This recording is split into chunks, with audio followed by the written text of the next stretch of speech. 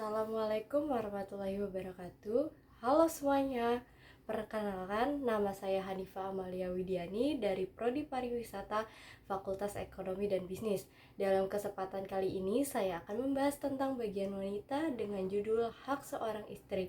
Dan tujuan dari video ini sebagai salah satu syarat ketentuan tugas 2 mata kuliah pendidikan agama. Sebelum saya masuk ke pembahasan utama, saya ingin mengucapkan terima kasih kepada Pak Abu dan teman-teman semua karena video ini dirancang untuk memberikan wawasan mendalam dan informasi tentang hak seorang istri. Dalam hidup berumah tangga, baik suami maupun istri harus saling berbuat baik. Istri memiliki beberapa hak yang harus dipenuhi dan menjadi bagian dari kewajiban suami. Islam mengajarkan tentang hubungan suami istri termasuk hak dan kewajiban dari masing-masing. Tercantum dalam beberapa ayat Al-Quran dan hadis riwayat Rasulullah SAW yang membahas tentang hak dan kewajiban suami istri.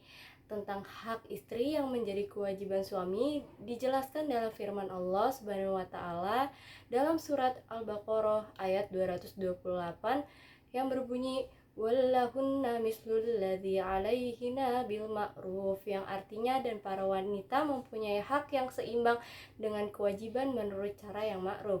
Sebuah pernikahan hendaklah diawali dengan niat yang baik. Suami memiliki tanggung jawab penuh atas keluarganya, termasuk istri dan anaknya. Sudah menjadi kewajiban suami untuk menjalankan kewajiban yang menjadi hak istri. Berikut hak istri yang menjadi kewajiban suami. Yang pertama, hak mendapatkan nafkah. Suami wajib memberikan nafkah kepada keluarganya. Nafkah di sini meliputi harta dan mahar. Dalam Al-Quran Surat An-Nisa ayat 24, Allah Subhanahu wa taala berfirman tentang mahar yang menjadi hak istri. Bismillahirrahmanirrahim.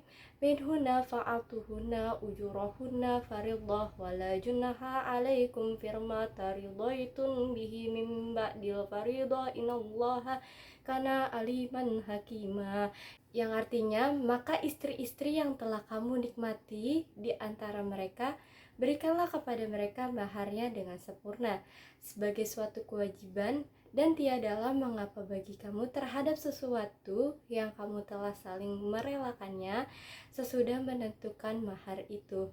Sesungguhnya Allah Maha Mengetahui lagi Maha Bijaksana. Jumlah mahar bisa disesuaikan dengan kebiasaan saat melangsungkan pernikahan. Mahar tidak harus berupa uang karena bisa berupa barang yang bermanfaat dan berharga. Tidak hanya mahar, harta yang juga menjadi hak istri adalah nafkah lahir dan batin. Berbagi hal yang termasuk nafkah meliputi keperluan makan dan minum, pakaian, tempat tinggal, dan juga kebutuhan biologis. Ketika memiliki anak, maka kewajiban suami bertambah, yakni membiayai anak sampai balik. Yang kedua, hak mendapatkan perlakuan baik. Hak selanjutnya yang menjadi milik istri adalah perlakuan baik dari suami. Setiap istri patut mendapatkan perlakuan baik dari suaminya. Hal ini sesuai dengan firman Allah dalam surat An-Nisa ayat 19. Bismillahirrahmanirrahim.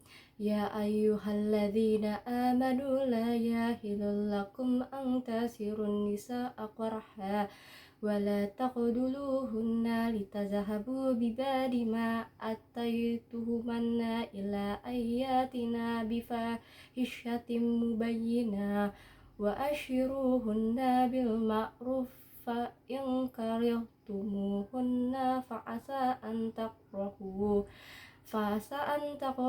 syai'aw wa yaj'allahu fihi khairan katsira, yang artinya hai orang-orang yang beriman, tidak halal bagi kamu mempusakai wanita dengan jalan paksa dan janganlah kamu menyusahkan mereka karena hendak mengambil kembali sebagian dari apa yang telah kamu berikan kepadanya, terkecuali bila mereka melakukan pekerjaan keji yang nyata, dan bergaulah dengan mereka secara patut.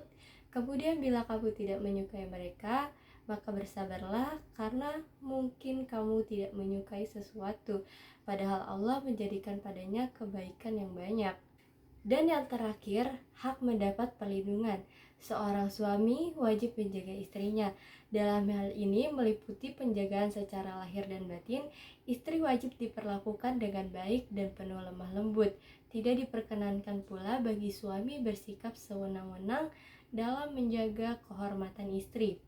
Dalam riwayat hadis, Rasulullah SAW bersabda, sesungguhnya manusia yang paling buruk di sisi Allah Subhanahu wa taala pada hari kiamat adalah seorang suami yang menggauli istrinya dan menyebarkan rahasia istrinya pada orang lain. Hadis riwayat Muslim nomor 1437. Dan dalam hadis lain, Rasulullah SAW juga pernah mengatakan bahwa para suami yang terbunuh karena menjaga istrinya maka ia termasuk orang-orang yang syahid. Barang siapa yang terbunuh karena membela istrinya maka ia mati syahid. Hadis riwayat At-Tirmizi nomor 1421 dan Abu Daud nomor 477. Selain tiga hak tersebut, para suami hendaknya bisa menjadi pemimpin sekaligus pelindung bagi keluarga.